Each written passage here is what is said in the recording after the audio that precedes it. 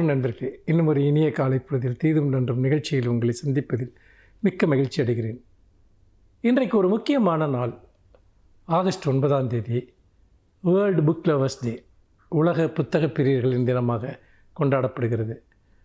உலக புத்தக நாள் என்று வேறொரு தினம் இருந்தால் கூட இந்த நாள் உலகத்தின் பல நாடுகளில் பின்பற்றப்படுகிறது. இந்தியாவிலும் கூட இந்த தினம் புத்தகங்களை கொண்டாடுகிற தினமாக, புத்தகங்களுக்கான ஒரு தினமாக கொண்டாடப்படுகிறது. இன்னும் சொல்லப்போனால் புத்தகங்களை மேலும் மேலும் மேலும் மக்களிடம் கொண்டு செல்வதற்கும், வாசிப்பு பழக்கத்தை மேம்படுத்துவதற்கும், எழுத்தாளர்கள் வாசகர்கள் சந்திப்புகளுக்காகவும் இந்த தினம் கொண்டாடப்படுவதை நாம் பார்க்கிறோம். இந்த தினத்தை முன்னிட்டு பல்வேறு விதமான நிகழ்ச்சிகள் உலகம் முழுக்க நடத்தப்படுகின்றன. கவிதை வாசிப்புகள், அதேபோல் எழுத்தாளர் வாசகர் சந்திப்புகள், இன்னும் சொல்லப்போனால் புத்தக அறிமுக கூட்டங்கள், இவையெல்லாம் வெளிநாடுகளில் நீங்கள் பார்த்தீர்கள் என்றால் பூங்காக்கள், நூலகங்கள், அதே போல் இன்னும் கல்லூரிகள் இங்கெல்லாம் கூட நடத்தப்படுகின்றன. நாங்களும் கூட பொது நூலகத்துறையின் சார்பாக அத்தகைய கூட்டங்களை கல்லூரிகளில் நடத்தி கொண்டிருக்கிறோம். இந்த சூழ்நிலையில்தான் இன்றைக்கு இந்த உலக புத்தக தினம் என்பது அறியாமைக்கு எதிரான போரில் புத்தகங்கள் வகிக்கக்கூடிய பங்கை பற்றிய ஒரு உரையாடலாக அமைய வேண்டும் என்று நான் விரும்புகிறேன். உலகத்தில் எங்கெல்லாம் அதிகாரம் இருக்கிறதோ, எங்கெல்லாம் அறியாமை குடிகட்டி பறக்கிறதோ, அங்கெல்லாம் புத்தகங்களை ஒழித்து கட்ட வேண்டும் அல்லது புத்தகங்களை மறைக்க வேண்டும் என்கிற ஒரு மனப்பான்மை நிலவி கொண்டிருப்பதை நாம் பார்க்கிறோம். அதனால்தான் பல நாடுகளில் எழுத்துரிமைக்கு தடை, பேச்சுரிமைக்கு தடை என்ற நிலை இருக்கிறது. இந்தியாவிலும் கூட இன்றைக்கு எழுத்துரிமைக்கு எதிரான பல்வேறு கட்டுப்பாடுகள் விதிக்கப்படுகின்றன. பல்வேறு விதமான சட்டங்கள் தொடர்ந்து உருவாக்கப்படுகின்றன. இந்த சூழ்நிலையில் வெளிப்பாட்டுரிமை அல்லது கருத்து சுதந்திர உரிமையை பாதுகாக்கிற தினமாகவும் இந்த நாள் கொண்டாடப்படுகிறது. இன்னொன்று, இந்த நாள் என்பது புத்தக தினம். புத்தக வாசிப்பை மேம்படுத்துவது மட்டுமல்ல, அறிவுசார் பொது சொத்துக்களை பாதுகாப்பது, காப்புரிமை தொடர்பான விஷயங்களை மேம்படுத்துவதற்காகவும் இந்த நாள் கொண்டாடப்படுகிறது. அதாவது ஒரு புத்தக திருட்டுக்கு எதிராக, கருத்து திருட்டுக்கு எதிராக காப்புரிமையை நாம் எப்படி செயல்படுத்துவது என்கிற விஷயங்களும் கூட விவாதிக்கப்படுகின்றன. நாம் ஆண்டில் பல லட்சம் புத்தகங்களை இந்தியா உற்பத்தி செய்கிறது. கோடிக்கணக்கான புத்தகங்கள் தனியாரிடமும் நூலகங்களிலும் சேமிக்கப்பட்டிருக்கின்றன. இந்த புத்தகங்களை படிப்பவர்களுடைய எண்ணிக்கை படிப்படியாக குறைந்து வருகிறது என்பதையும் நாம் பார்க்கிறோம். பல நூலகங்கள் நம் கண் முன்னால் அவை புத்தக கிடங்குகளாக மாறிக்கொண்டிருப்பதை காண்கிறோம். இந்த நிலை மாற்றப்பட வேண்டும். மக்கள் நூலகங்களுக்கு வந்தால்தான் நூலகங்கள் புத்துயிர் பெறும்.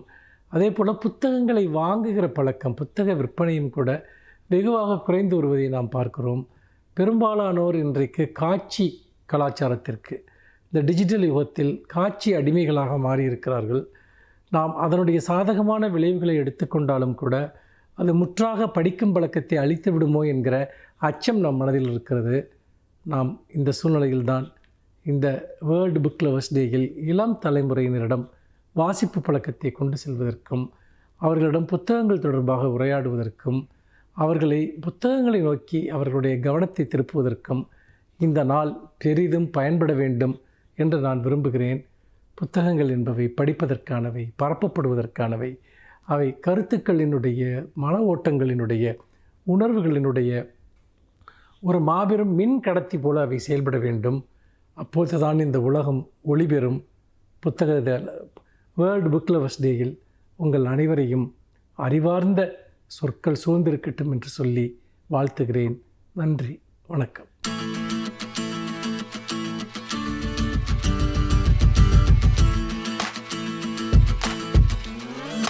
வணக்கம் நேயர்களே. நாம் கடந்த முறை, அதாவது திருமணத்தில் ஒவ்வொருவருடைய பங்கும் என்ன என்பதை பற்றி நாம் பார்த்தோம். இப்பொழுது நாம் பார்க்க இருப்பது திருமணத்தில் குழந்தைகளுடைய பங்கு என்ன, குழந்தைகள் எவ்வாறு இதில் பங்கேற்கின்றது, அந்த திருமண மனவாழ்வில் எப்படி இருக்கின்றது என்று பார்த்தோம் என்றால், அதாவது பொதுவாக சில பேர் என்ன கூறுகின்றார் என்றால், அதாவது நான் இந்த குழந்தைக்காகத்தான் வாழ்கின்றேன், இந்த குழந்தை இல்லை என்றால் நான் மடிந்திருப்பேன், நான் எங்கேயோ போயிருப்பேன், விவாகரத்தை வாங்கியிருப்பேன், நான் என்னுடைய நிலைமை இறந்து போயிருப்பேன், இல்லை வேறு எங்கேயோ நான் போயிருப்பேன் என்று அவர்கள் கூறுகின்றார்கள். இந்த குழந்தைக்காகத்தான் நான் வாழ்கின்றேன் என்று கூறுகிறார்களே, இது சாத்தியமா? இதில் உண்மை இருக்கின்றதா? இது அர்த்தம் இருக்கின்றதா இல்லையா? இது வெறும் கூற்றுதானா இல்லை உண்மையா என்பதை பற்றி நாம் பார்ப்போம். அதாவது குழந்தை இருக்கின்றது, அதாவது குழந்தைகள் பெற்றோரிடம்தான் வளர வேண்டும் என்ற கருத்தில் எந்த ஒரு மாற்று கருத்தும் கிடையாது. கண்டிப்பாக குழந்தைகள் பெற்றோரிடம் தான் வளர வேண்டும். ஆனால் அந்த பெற்றோர்களை அது தினம் தினம் சண்டையிட்டு கொண்டும் ஒருவரை ஒரு அவமானப்படுத்தி கொண்டும் அதை அசிங்கப்படுத்தி கொண்டும் கீழ்த்தரமான வார்த்தைகள் பேசிக்கொண்டும் இவரும் அடிக்கடி தினம் தினம் சண்டையிட்டு கொண்டிருந்தால் அந்த குழந்தையினுடைய நிலை எப்படி இருக்கும்? அந்த குழந்தைக்கு என்ன பாதுகாப்பு இருக்கின்றது? ஒரு செக்யூரிட்டி இருக்கின்றதா? அந்த குழந்தைக்கு ஒரு செக்யூரே இருக்காது, பாதுகாப்பின்மை இருக்காது.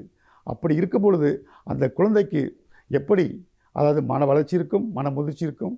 அது இரண்டும் இந்த இரண்டுமே சீராக இருக்காது. அப்பொழுது அந்த குழந்தையினுடைய வளர்ச்சி எப்படி இருக்கும், படிப்பு எப்படி இருக்கும், யோசித்து பார்க்க வேண்டும். அது மட்டுமல்லாமல், அதாவது சில பெற்றோர்களை கூறுகின்றார்கள் குழந்தைகள் முன்னிலையில், நான் உனக்காகத்தான் வாழ்கின்றேன், உனக்காகத்தான் நான் இவ்வளோ கஷ்டப்படுகின்றேன், இவ்வளோ துன்பப்படுகின்றேன், இவ்வளவு அதாவது கஷ்டப்படுகின்றேன், துன்பப்படுகின்றேன், அவமானப்படுகின்றேன், என்னுடைய கௌரவமெல்லாம் போகின்றது, எல்லாம் எதற்காக? உன்னை வாழ வைக்க வேண்டும், உன்னை படிக்க வைக்க வேண்டும், உனக்காகத்தான் என்றெல்லாம் அவர்கள் கூறிக்கொண்டிருக்கிறார்கள். இந்த வார்த்தைகள் எல்லாம் அந்த குழந்தைகளுடைய காதில் விழும்போது அந்த குழந்தைகள் எப்படி இருக்கும்? யோசித்து பார்க்க வேண்டும். அந்த குழந்தைகள் என்ன நினைக்கின்றது? நம்மால் தானே இவ்வளவு கஷ்டம், என்னால் தான் என்னுடைய பெற்றோர்களுக்கு இவ்வளவு துன்பம் இருக்கின்றது, துன்பப்படுகிறார்கள், கஷ்டப்படுகிறார்கள், வேதனைப்படுகிறார்கள் என்று அந்த குழந்தை எண்ணுகின்றது. அவ்வாறு எண்ணும்பொழுது அந்த குழந்தையினுடைய மனம் எப்படி இருக்கும், மனவேதனை எப்படி இருக்கும், அந்த வேதனையில் அந்த குழந்தையினுடைய வாழ்க்கை எப்படி இருக்கும், அதனுடைய வளர்ச்சி எப்படி இருக்கும், அது திடமாக இருக்குமா, சீராக இருக்குமா என்று யோசிக்க வேண்டும். நிச்சயமாக இருக்கிறது வாய்ப்புகள் இல்லை. அந்த குழந்தைகள் திசை மாறுவதற்கு வாய்ப்புகள் இருக்கின்றது. ஆக பெற்றோர்கள் இருந்தும் பெற்றோர்களுடன் வளர வேண்டும் என்று கூறுகின்றோம். எதற்காக கூறுகின்றோம்? குழந்தைகள் கண்டிப்பாக பெற்றோர்கள் தான் வளர வேண்டும் என்று கூறுகின்றோம். அப்பொழுதுதான் வளர்ச்சி நன்றாக இருக்கும், முதிர்ச்சி இருக்கும், மன வளர்ச்சி இருக்கும், சீராக இருக்கும் என்று நாம் கூறுகின்றோம். அவ்வாறு இருக்கும் பொழுது அந்த பெற்றோர்களே அந்த வளர்ச்சிக்கு இடையாக இருந்தால், அந்த பெற்றோர்களே அதனுடைய மன முதிர்ச்சிக்கு தடையாக இருந்தால் அந்த குழந்தை எப்படி இருக்கும்? நாம் பார்க்கின்றோம் எத்தனையோ குழந்தைகள் பெற்றோர்கள் இல்லாத குழந்தைகள் இருக்கின்றது. அதாவது பெற்றோர்கள் இல்லாத குழந்தைகள் கூட அதாவது எப்படி இருக்கின்றார்கள்? மன வளர்ச்சியோடு சீரோடும் சிறப்போடும் இருக்கின்றார்கள், நல்ல இன்டெலிஜென்ஸோடு இருக்கின்றார்கள், அறிவுத்திறனோடு இருக்கின்றார்கள். அப்படி இருக்கும் பொழுது அந்த பெற்றோர்கள் இருந்து என்ன பயன்? இந்த பெற்றோர்கள் இருந்தால் என்ன, பெற்றோரிடம் அந்த குழந்தை வளர்ந்தால் என்ன, வளராவிட்டால் என்ன? பெற்றோர்களால் என்ன பலன் இருக்கின்றது? பெற்றோர்கள் இல்லாத குழந்தைகளை சிறப்பாக வளரும் பொழுது நாம் யோசிக்க வேண்டும். ஆகவே பெற்றோர்கள் அதை உணர வேண்டும். ஆனால் நம்முடைய இருக்கும்பொழுது நாம் சண்டையிடக்கூடாது என்பதை அவள் உணர வேண்டும், புரிந்து கொள்ள வேண்டும். பெற்றோர்கள் ஒருவரை ஒருவர். அப்படி இருக்கும் பொழுது நாம் அந்த குழந்தைகளை வளர்ப்பதால் என்ன பயன் இருக்கின்றது? பயன் இல்லை. அதாவது அது மட்டுமல்லாமல் சில குழந்தைகள் இருக்கின்றது, சில குழந்தைகள் பிறப்பிலேயே அவர்கள் அறிவுத்திறனோடு இருக்கின்றார்கள், சாமர்த்தியமாக இருக்கின்றார்கள். அது மிக அரிதான ஒன்று. அதுபோல் குழந்தைகள் இருந்தால் அந்த குழந்தைகளே இந்த பெற்றோர்களை சரி செய்துவிடும். இந்த பெற்றோர்களுடைய சண்டை சச்சரவுகளை எல்லாம் தீர்த்துவிடும். அந்த குழந்தைகளை பெற்றோர்கள் சிறப்பாக வாழ்வதற்கு, ஒன்றாக இணைவதற்கு, சிறப்போடு இருப்பதற்கு, அதாவது மன நிம்மதி இருப்பதற்கு இந்த குழந்தைகளை வழிவகுக்கும். அப்படிப்பட்ட குழந்தைகளும் இருக்கின்றார்கள். இன்னொன்றும் தெரிந்து கொள்ள வேண்டும் பெற்றோர்கள். அதாவது குழந்தைகள் என்பது நம்முடைய பிம்பம் என்று. குழந்தைகள் என்பது பெற்றோர்களுடைய பிம்பம் தான். அது கண்ணாடியின் பிம்பம் தான், சிராஸ் காப்பி போல தான். பெற்றோர்கள் எப்படியோ அப்படி தான் குழந்தைகள். அந்த குழந்தைகள் அதாவது தாயுடைய தந்தையுடைய இருவருடைய ஜீன்ஸ் சேர்ந்து தான் அந்த குழந்தை உருவாகின்றது என்பதை மறந்துவிடக்கூடாது. நாம் எப்படியோ அப்படி தான் குழந்தைகள் இருக்கும். நாம் இப்படியெல்லாம் இருந்துவிட்டு அந்த குழந்தைகளிடம் நாம் பெரிதாக எதிர்பார்க்கின்றோம். குழந்தை அப்படி வர வேண்டும், இப்படி வர வேண்டும் என்று எதிர்பார்க்கின்றோம். குழந்தையிடம் மிக கண்டிப்பாக இருக்கின்றோம், சில முறைகளை எதிர்பார்க்கின்றோம். நாமே அப்படி இல்லை. நம்முடைய குழந்தைகள் எப்படி இருக்கும் அதை யோசித்து பார்க்க வேண்டும். நாம் அப்படி இல்லாமல் இருந்துவிட்டு குழந்தைகளின் மட்டும் எதிர்பார்ப்பது என்ன நியாயம் இருக்கின்றது? நம்மை போல தான் குழந்தைகள் இருக்கும். நாம் எதை விதைக்கின்றோமோ அதுதான் கிடைக்கும். நாம் விதைப்பது ஒன்று, எதிர்பார்ப்பது ஒன்று இருந்தால் எப்படி அது? அதை யோசிக்க வேண்டும் பெற்றோர்களை. ஆக பெற்றோர்களை இதை யோசித்தோம் என்றால் கண்டிப்பாக அந்த குழந்தைகளை சிறப்பான குழந்தைகளாக வளர்க்க முடியும். ஆக குழந்தைகள் வளர்வதற்கு பெற்றோர்களிடம் இருந்தால் மட்டும் போதாது, பெற்றோர்களும் ஒரு நல்ல சிறந்த பெற்றோர்களாக, அதாவது பெற்றோர்கள் ஒருவருக்கு புரிந்து கொள்ள வேண்டும். புரிதல் என்பது மிக முக்கியமான ஒன்று. அதாவது அதை அறிந்து கொள்ளலாம், தெரிந்து கொள்ளலாம். ஆனால் புரிதல் என்பது மிக முக்கியமான ஒன்று. எனக்கு எல்லாம் தெரியும் என்று சொல்லலாம், தெரிந்தால் மட்டும் போதாது. எனக்கு நன்றாக சமைக்க தெரியும், சமையல் தெரிந்தால் போதாது. ஆனால் அதை சிறப்பாக சுவையாக சமைக்க தெரிய வேண்டும்.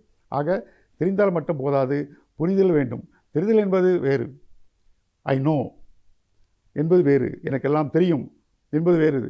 ஆனால் ஐ அண்டர்ஸ்டாண்ட், நான் புரிந்து கொண்டேன் என்பது அது வேறு. புரிந்து கொள் என்பது நாம் உள்வாங்கி அதனுடைய நல்லது கெட்டதுகளை நாம் தெளிவாக தெரிந்து கொண்டு வருவதுதான் புரிதல் என்று பெயர். அதுதான் அறிவு. அறிவென்பது அது அறிந்து கொண்டு புரிந்து கொள்வது பேர் தான் அறிவென்று அர்த்தம். ஆகவே புரிந்து கொள்ள வேண்டும் பெற்றோர்கள் ஒருவரை ஒருவர். அதாவது துணை புரிந்து கொள்ளவில்லை நாம் சொல்கின்றோம், அவளுக்கு தெரியவில்லை, புரிந்து கொள்ளவில்லை, நான் எவ்வளோ சொல்கிறேன், அவள் புரிய மாட்டேங்கிறாள், அவள் புரிந்து கொள்ளவில்லை என்று சொல்கின்றோம். தம்பதி இருவரும் ஒருவருக்கு ஒருவர் சொல்கின்றார்கள், அவர் புரிந்து கொள்ளவில்லை என்று சொல்கின்றார், இவள் சொல்கின்றார் அவர் புரிந்து கொள்ளவில்லை, அவர் சொல்கின்றார் இவள் புரிந்து கொள்ளவில்லை என்று. ஆக ஒருவரை புரிந்து கொள்ள என்பது துணை புரியவில்லை என்பதை இவர் புரிந்து கொண்டாரா, அவர் புரியவில்லை என்பதை ஓகே நான் ஒத்துக்கொள்கிறேன். அவளுக்கு அதாவது துணைக்கு புரியவில்லை என்பதை இவர் புரிந்து கொண்டாரா, இவர் புரியவில்லை, இவர் தெரிந்து கொண்டார். துணைக்கு புரியவில்லை என்பதை இவர் தெரிந்து கொண்டாரே ஒழிய இவர் புரிந்து கொள்ளவில்லை. இவர் புரிந்து கொண்டால் என்ன நடக்கும்? புரிந்து கொண்டால் அவள் புரியும் வரை இவர் அவளுக்கு விளக்கம் சொல்வார். புரிந்து கொள்ளணும் என்பது மிக சிறப்பான ஒன்று. நாம் ஒன்றை புரிந்து கொள்ளணும் என்றால் நமக்கு மகிழ்ச்சி என்பது தானாக வந்துவிடும்.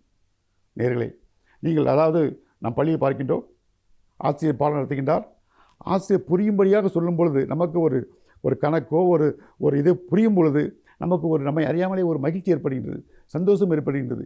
புரிந்து கொள்ளும் என்றால் மகிழ்ச்சி ஏற்பட்டுவிடும். அதுபோல் புரிந்து கொண்டவர்களுக்கு மகிழ்ச்சி, புரியும்படி சொல்லுகிறவர்களுக்கும் மகிழ்ச்சி ஏற்படும். பிரச்சனைகள் அங்கே வராது. ஆகவே புரிந்து கொள்ள வேண்டும். அந்த புரியும்படி சொல்லும் பொழுது யாராக இருந்தாலும் அதை கண்டிப்பாக நம்முடன் ஒத்துழைப்பார்கள். ஆகவே நாம் புரியும்படி நாம் செய்வதில்லை, நாம் பெயரளவுக்கு சொல்கின்றோம், புரியவில்லை என்று சொல்கின்றோம். நாம் ஒன்றை சொல்லும் பொழுது அதை அவர்கள் புரிந்து கொண்டார்கள் இல்லை புரிந்து கொள்ளவில்லை என்பதை நாம் புரிந்து கொண்டோம் என்றால் அந்த பிரச்சனை இல்லாது. இதுபோல் நாம் புரிந்து கொண்டு இருந்தோம் என்றால் குழந்தைகளை மிக சிறப்பான குழந்தைகளாக வளர்க்க முடியும். குழந்தைகளும் நம்முடைய திருமணத்தில் ஒரு முக்கிய பங்கேற்று அந்த திருமணம் என்பது நிலைத்து நிற்க, ஆரோக்கியமாக இருக்க அதுகள் வழிவகுக்கும். நன்றி, வணக்கம்.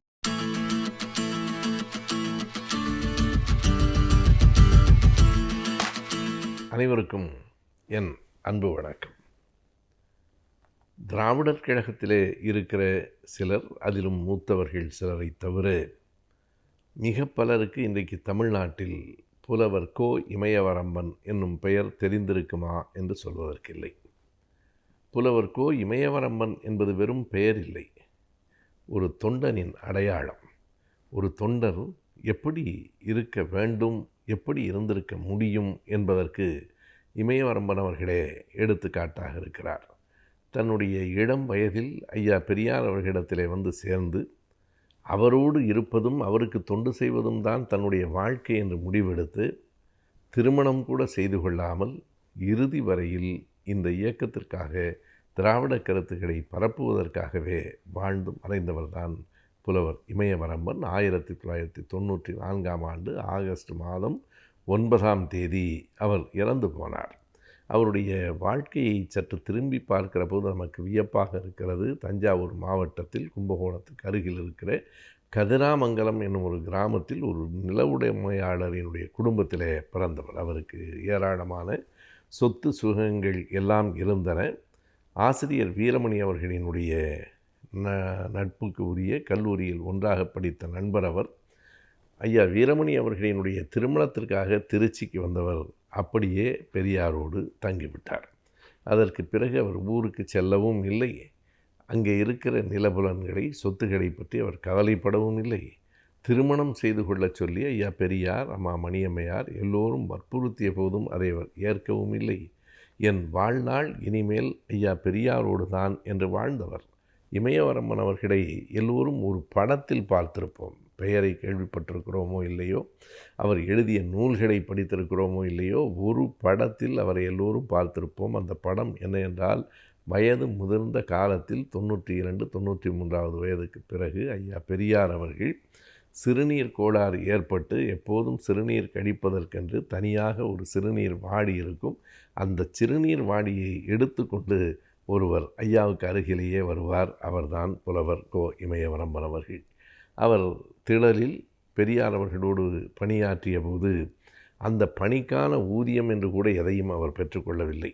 தன்னுடைய சொந்த ஊரிலிருந்து அங்கே இருக்கிற நிலங்கள், அங்கே இருக்கிற சொத்து எனக்கு எதுவும் வேண்டாம், எல்லாவற்றையும் நீங்கள் உறவினர்கள் எடுத்துக்கொள்ளலாம், எனக்கு மாதம் செலவுக்கு மட்டும் ஒரு தொகையை அனுப்பி வையுங்கள் என்று ஊரிலிருந்து பணம் வரவழைத்து அந்த பணத்தில் உணவை ஏற்றுக்கொண்டு ஐயாவோடு காலம் முழுவதும் வேலை பார்த்த ஒரு மிகப்பெரிய தியாகி, மிகப்பெரிய தொண்டர் புலவர் கோ. இமயவரம்பன் அவர்கள் 1970ஆவது ஆண்டு உண்மை என்கிற இதழை பெரியார் அவர்கள் தொடக்கிய போது இமயவரம்பன் அவர்களைத்தான் ஆசிரியராக நியமித்தார். அன்றிலிருந்து தன் இறுதி நாள் வரையில் அவர் அந்த உண்மை ஏட்டினுடைய ஆசிரியராக இருந்தார். பெரியாருக்கு உதவியாக, பிறகு அம்மா மணியம்மையாருக்கு உதவியாக, பிறகு ஆசிரியர் அவர்களுக்கு உதவியாக முழுக்க முழுக்க அந்த பெரியார் திடலினுடைய நிர்வாகத்தை ஏற்றுக்கொண்டவராக அவர் வாழ்ந்தார். அவர் படித்திருந்த படிப்புக்கு புலவர் பட்டத்திற்கு ஏற்ற வேலை அன்றைக்கு கிடைத்திருக்கும், செல்லவில்லை, திருமணமும் செய்து கொள்ளவில்லை. வாழ்க்கை என்பது இந்த ஒரே நோக்கமுடையது என்று அவர் கருதினார். நம்மால் அப்படி ஒன்றை எண்ணி பார்க்கவும் முடியவில்லை. சொந்த ஊரிலிருந்து தன் செலவுக்கு பணத்தை வரவழைத்து கொண்டு படித்த படிப்புக்கேற்ற வேலை கிடைத்த போதும் சேராமல், திருமணம் செய்து கொண்டால் கூட தன்னுடைய குடும்பம், தன் வீடு, தன் குழந்தை என்று ஆகிவிடும் என்று அதையும் மறுத்து முழுமையாக இயக்கத்திற்காக ஐயா பெரியாருக்கு தொண்டராக வாழ்ந்த ஒரு மனிதர் என்றால் அது புலவர் இமயவரம்பன் அவர்களாகத்தான் இருக்க முடியும். பார்ப்பனர்களின் சூழ்ச்சியும் மன்னர்களின் வீழ்ச்சியும் என்னும் புத்தகம், இந்திய வரலாற்றில் நரபலி என்கிற புத்தகம், இவைகளிலேயெல்லாம் மிக அரிய செய்திகள் இருக்கின்றன. இன்னும் பல நூல்களை அவர் எழுதியிருக்கிறார். இந்த தமிழ்நாடும் குறிப்பாக திராவிட இயக்க தொண்டர்களும் தோழர்களும் மறக்கக்கூடாத பெயர் புலவர் கோ. இமயவரம்பன்.